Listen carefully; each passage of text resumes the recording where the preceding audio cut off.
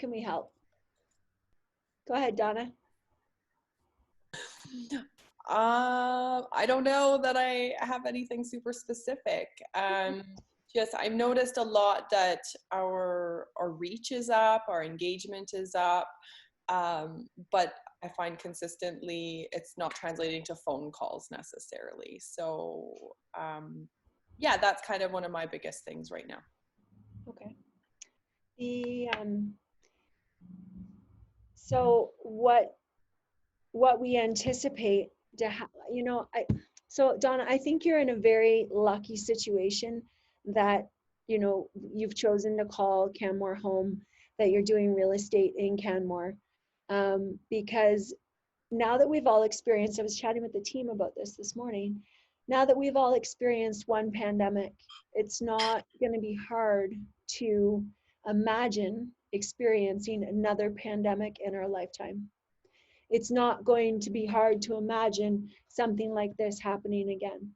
And as such, do you want to live in Canmore, or do you want to live in downtown Toronto?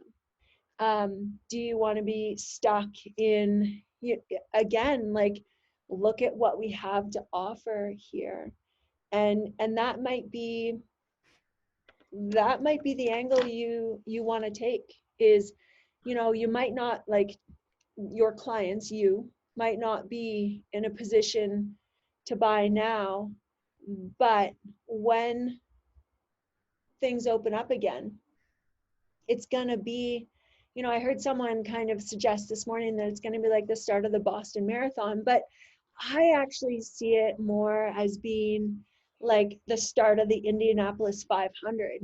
Like, you are vying for market position, you are vying for eyeballs. There is only so much space in this, there's 140 realtors in Canmore. And how are you going to be the one that's in front, right? Right. Yeah. Can you guys hear me okay? Is my sound all right? Mm-hmm. Yeah. Hey, Steph, can I offer, I was talking to another realtor about doing video production. Yeah. And there was this desire to do, or they wanted to tell the story of Canmore as much as anything else. And one of the things we noted that is a gap is stock footage of the region. Totally. That realtors could use. And I was starting to kind of put together an idea of how to start to create a database of this kind of stuff, even everything from festivals to, amenities. Like, we were having a chat about, speaking of your, people interested in the area. I heard somewhere that we had 16 cases, 2 are recovered, or all 16 didn't have symptoms and 2 have recovered, and our hospital has capacity. And I was saying we should mention it on Make It tonight, but then thought, no, I don't want to mention this publicly to a larger audience than ourselves right now. But like, the story of Canmore and its unique kind of position, amenities, conveniences, is something that people don't necessarily associate, that you actually have schools, communities, and it isn't just a rocky mountain town. So, it might be worth having a chat to say, how do you coordinate this kind of footage as opposed to everybody trying to shoot it all themselves? Very interesting, for sure. I'd also chime in, Donna, and just on the lead generation front from your social media posts, and you said your engagement is up and your reach is up. Are you adding in calls to action with your posts? Like, how are you moving those, let's call them cold leads, because they're not really like hot leads yet? How are you moving those leads from your social media into your sales funnel on your website? So my personal experience with calls to action, and even watching, other people's social media feeds where they do ask questions and I have calls to action, my personal experience with it is it's a dudder. Like, it just goes nowhere. So I think my education piece lacks for sure to probably the next step. Mhm. But for what I've dealt with myself, the calls to action is kind of zero. And I find it's very interesting. I think engagement is up on our social media because everybody's at home right now. But when I arrived to Canmore 2.5 years ago, I find social media in Canmore's 10 years behind. People are shy. They're not online. They're outside. They're shy to like things. And I find you have to be on Facebook for years before you're commenting and putting yourself out there, right? So I don't know, what's your opinion on that? Do you find Canmore's a bit behind in the social media world too? I would say that behind is a weird term to use because I think that we are using social media, but Canmore is using it in a different way than the rest of the world.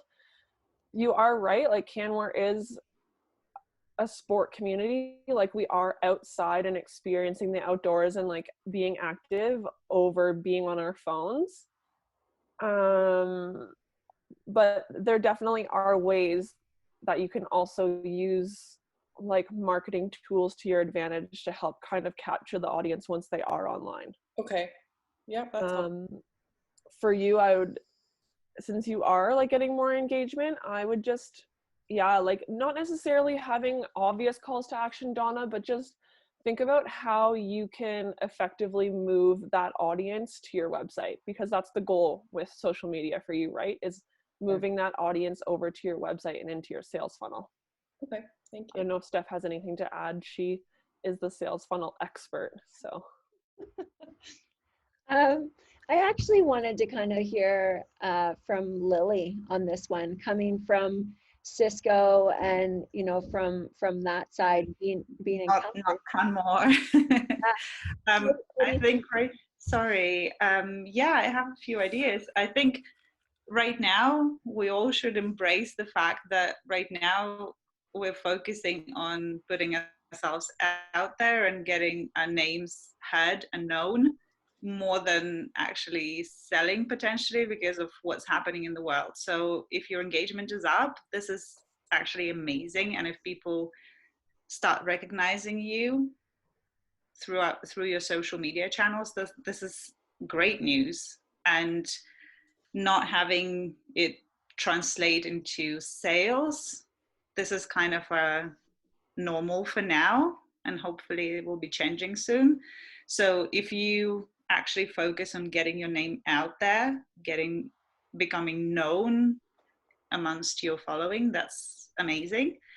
And if you think that Canmore, unfortunately, I'm not particularly familiar with the real estate field in Canmore, but maybe not even focusing on Canmore, focusing on Calgary, that is switched on social media, on Edmonton, on some places that maybe even outside our province, because it's such a beautiful place where you guys live and sell, that people like me who lives in Calgary, I would just, the things I would do to be able to be there right now, it's crazy because there's not much going on here. But yeah, just kind of maybe focusing on expanding your reach. If Canmore is not switching on as quickly, there are people out there that want to know and need to know about what Canmore has to offer. Maybe focusing on that. I don't know if anybody. I want to give you a little insight as well. Like we just were on a call with a hotel not located in Canmore, and they have it's a good sign for tourism. They have turned their Google ads back on yesterday, so they are projecting being able to open in some capacity in June, and they've flipped the switch. Basically, they were getting ready to hit the ground again. So if that's any indicator of what most GMs are thinking and feeling, if Canmore is, you said 10 years behind, maybe they're only 10 days behind in terms of turning this switch back on, but just know that as well. Yeah, you're welcome.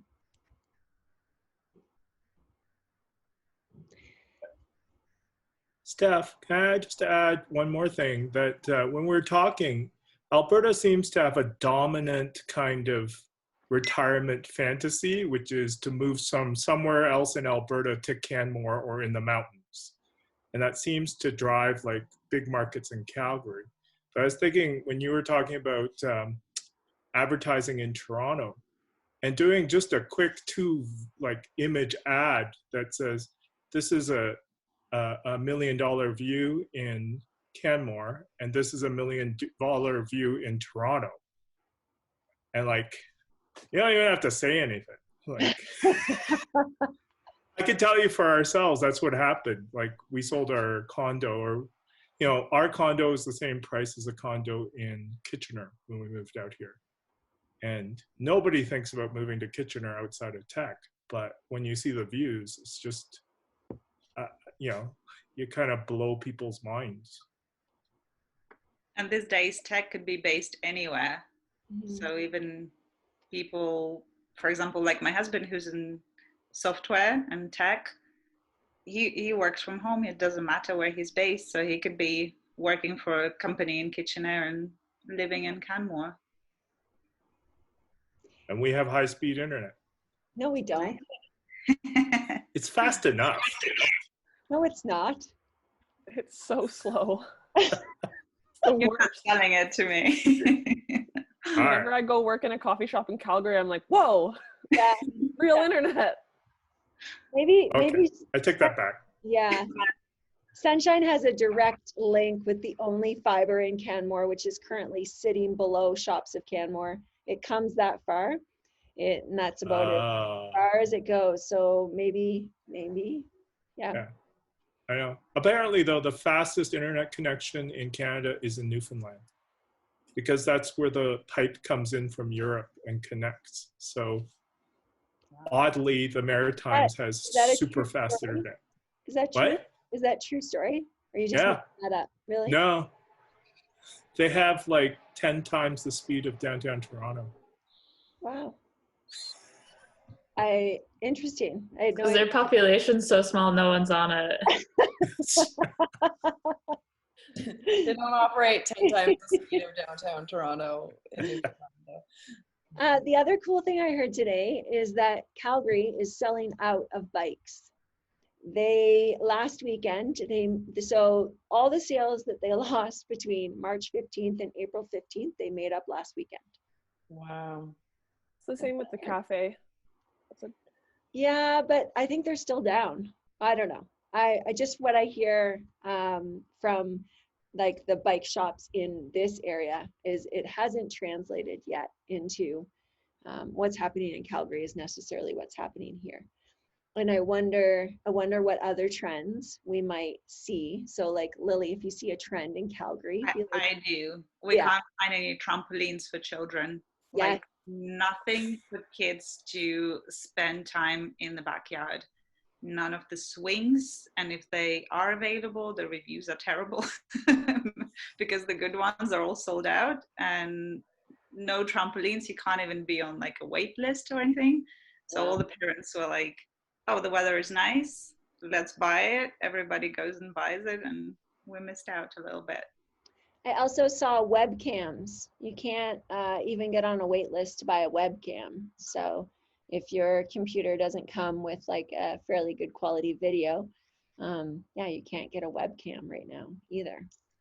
I need suggestions on voice microphone stuff, because people keep saying they can't hear me.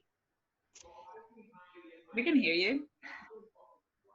I think what happens with Beth's setup is it fades. So it's really loud and then there's nothing, and it's really loud and then there's nothing.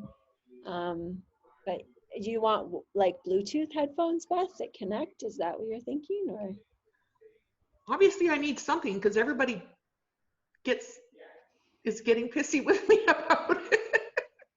Hey, hi Beth. I've been looking at microphones like no tomorrow, and I've been saving them to my wish list. And I have a couple that I could probably send you in an email that I've been looking at that might do really wonders for you, that are like anywhere from $30 to $60. And I don't care. I think we have one in the office, Beth. I think that's what Steph went to get. We have a podcast microphone in the office that we don't use. So I think that's what she went to Oh, okay. grab. Yeah. Yeah, that's Nice. There you Can go. I just say that's the creepiest thing I've seen? Yeah. You just like portaled extra dimensionally. Hey, every time I, Oh my god. here I am. You guys do that, by the way. Where do you get your backgrounds from? This photo behind me, Lily took. That one time I was in the mountains. I miss them so much. Hey, Donna, Yes, I have a suggestion for you. sure. Can you do really nice either pictures, photos, or create a database of amazing listings and then put your logo on it and offer it out for people to use as Zoom backgrounds? Maybe. Yeah. That's cool. Like, you don't like my apartment? I'll get like I'm just saying it's a thing right now. like, look at me and my new listing. It's 3 million. Well, or you should see if you can get into empty houses and do your Zoom calls from them. They have internet. I can tell you what You're not allowed Richard, to touch anything, and you need gloves and masks. Right. Showing houses is not very fun right now. yeah. Richard from Remax, when he joins our board meeting, he's always got something in the background going on. Today it was a grizzly bear. Last week it was someone dancing, and the week before that it was him on his bike Yeah, riding. It was like it was like, so I haven't figured out how to do that yet either. But so there's I have peeps who I call on. I'm not saying any names. Anyways, yeah, so the microphone thing is, yeah, something that Beth needs. Jack, we haven't heard anything from you. Are you in Saskatchewan, or are you in Canmore, or where are you now? I'm still in Canmore. Was going to be heading to Saskatchewan this week sometime, just sort of wait and see when. Other than that, just listening to all the comments and everything else. The one thing with Donna, you were talking about for real estate, you said you're getting some traction, but not a lot of interest. Have you ever used a group? I wondered if any of the realtors are sort of using a group to gather people and then show them about the life in Canmore in the group, sort of like a lifestyle group. Right. No, nothing collaborative in that sense. Essentially, my Instagram is lifestyle. That's definitely what I try to promote. Yeah, and not that I'm not worried about conversion in this specific pandemic. Like, obviously people who need to buy or sell will, but so it's not like I'm hard selling by any means. We've even stopped really marketing our listings outside of just the MLS. But just in general, I find converting the engagement, converting the traffic, converting the comments you get in passing where I hear or realize that people are watching my social media, reading, seeing, etc., not necessarily liking, not necessarily commenting, but they're aware and they're making comments about it. So I think you're right, Lily, in terms of exposure and your name and your brand, etc. That's all. I couldn't ask for more right now. I sit on a few boards, so my exposure in the community is good, etc. But it's just that piece that I've never quite been able to harness, all the online things, the call to action, the questions, the engagements, all those little things. I just find they don't work for me necessarily. So I'm missing something. I just haven't identified what. And I don't know, does anybody else feel that way or running into the same issues, I suppose? I'm really curious on, I wrote a couple questions here. What is funneling and how does it work? And when you're talking about having someone go from your social media account to your website, I find that I used Wedding Wire, for example, and so I get a lead and I put them into my Sprout Studio and I start emailing them, and that's where I can create a client portal. And as I'm building my website, I kind of just use my Instagram as just something to look at right now. So I'm really curious on how the whole tracking system works, and where to start and how to bring that client over from a lead, because I'm learning right now that if a client does, just click that automation button on Wedding Wire, hey, what's your services, blah, blah, blah, automated, and then say they want to go to your website after to see how, like, if you're legit, or your Instagram. So I'm really curious on how the tracking, the funneling, and like where your client comes from to everything. Because right now my website, I'm connecting it Friday, and it's like asking about my Google Analytics, and so learning lots there. And yeah, I'm really curious how that all even works, to be honest. Okay. I'm just going to go ahead and mute your microphone because there's a lot of background noise. But I'm so sorry. Oh, don't be. There's what I am going to attempt to answer without going on and on and on, because it literally, we could take an hour to talk about it, is the path, the path to purchase right now. So you've heard in the past that you had to see something 7 times before it really kind of resonated with you, or it stuck with you. Everyone's heard that before? Okay, good. That number is actually now 56. So what happens is somebody might have what we call a moment of inspiration. And that moment of inspiration, I think, Caitlin, you've been through this before as well. That moment of inspiration can be an Instagram post, an Instagram story, word of mouth, a poster, something that sends people on a journey. And that journey normally is a trip to Google, where they begin their research. So they are starting to Google words that are not necessarily the keywords that you're putting in for your Google ads. They are looking for broader terms, and they don't necessarily know what the answer to their question is, right? And then as they work their way through this journey, now they know, as they get further down, okay, I think I've found the information I'm looking for, but I'm not ready to commit. And I got served an ad from Patagonia for a sweet new hoodie. So I did a little bit of shopping. I forgot what I was doing, and I left.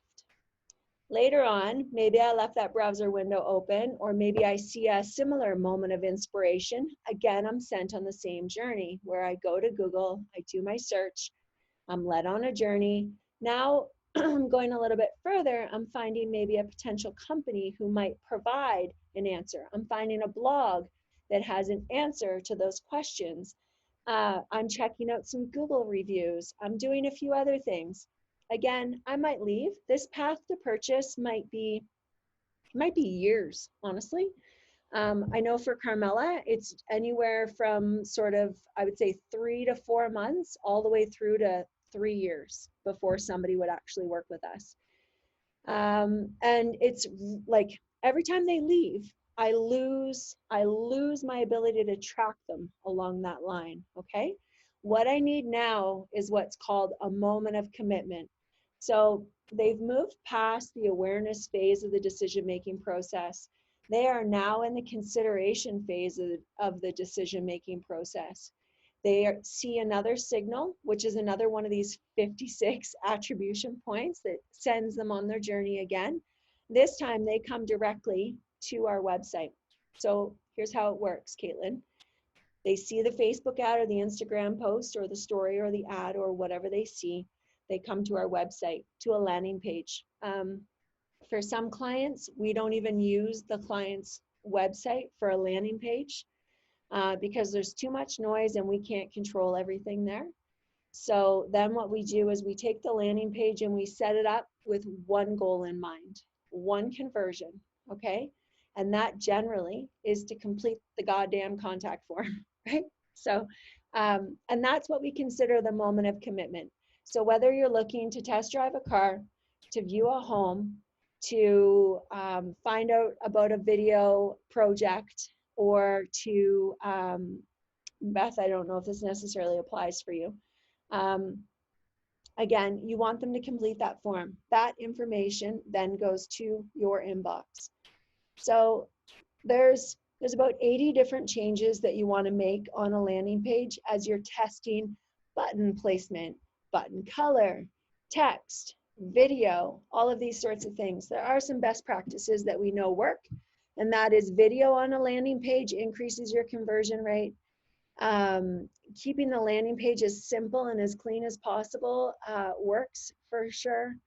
Again, that simple one call to action to get people to complete the contact form. And you need an offer. You need an incentive. I am not going to give you my email address without you giving me something in return. So as the business owner, what is your offer? How are you getting my email address in order to do that? So, you know, Donna, one of the easiest ways probably for you to do it is to host an event and to, you know, run your ad for the event, right? To get people to come to the event. And at the event, there needs to be something that they get, or either benefit, real or perceived benefit, whatever that might be. So, Caitlin, does that kind of answer your question? It does. I remember watching you do a drawing of the, I remember this is something you very well explain, and then I guess in my head I'm trying to visualize how you would rate it on a board, because I would love to see how you do the 3-step process. Like you were saying, you make 3 different types of ads. So Donna, you're in real estate, sorry? Okay, so real estate photography, right? Like how, in real estate, how would you break that down into 3 different terms, as you would say when you're trying to funnel your client, right? Like you're trying to get your ideal client, and you're mentioning tracking too. May I ask how you're also tracking your client off of Google? Myself? Yeah. Yeah, lots of ways. We're it's archaic. Excel spreadsheet, lots of tabs. We are moving into a database. We've had a few databases, still kind of trying to find the right one, but yeah, essentially some type of tracking database.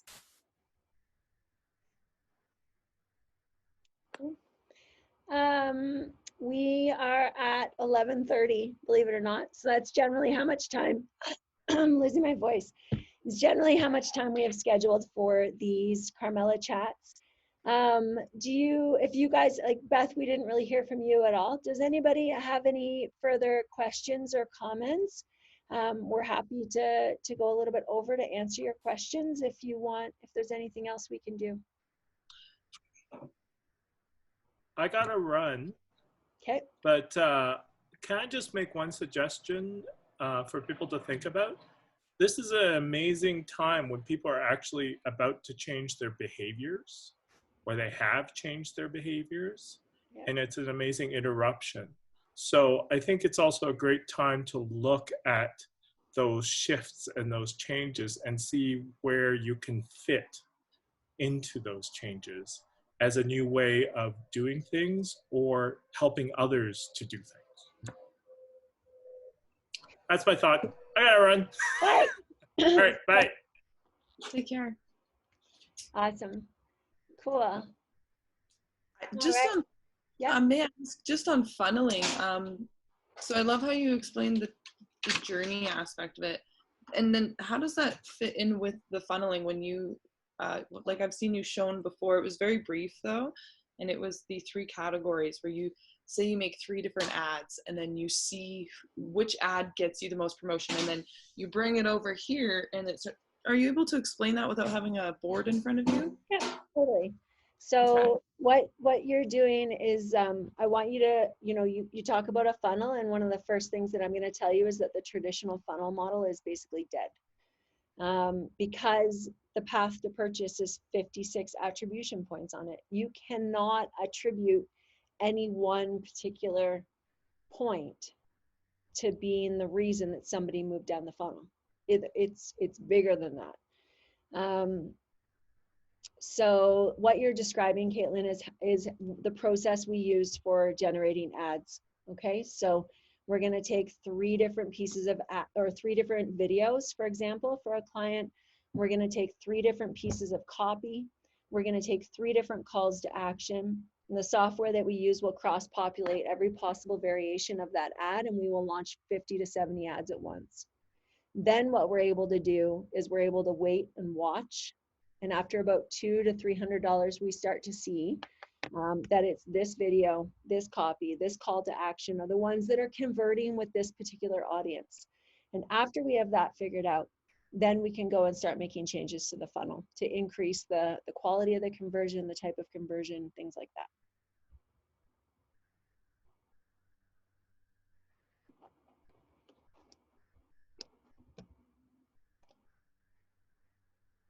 Awesome. Guys, thank you so much. Donna, thanks for being here. Jack, thanks for being here. Caitlin, thank you. And the Carmella crew, thank you guys very much for sharing your perspectives and your input. I really appreciate it. Thanks for hosting, guys. It's always Yeah. great.